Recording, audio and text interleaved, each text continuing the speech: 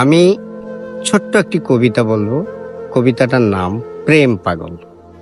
আমি মোহাম্মদ মামুনুর রশিদ মামুন।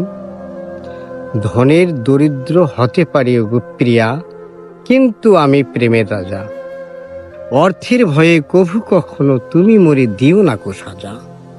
তুমি হবে মোর মনের ফুলদানিতে এক গুচ্ছ রজনীগন্ধা কিংবা গোলাপ, কখনো হবে না বাসি তুমি আমার ফুলদানিতে। ঘুমাবো যখন রাখিব শিওরে, ফুটিয়া হাসিবে রাতে। নীরব কেন কথা বলো না, তুমি কি আমার হবে না?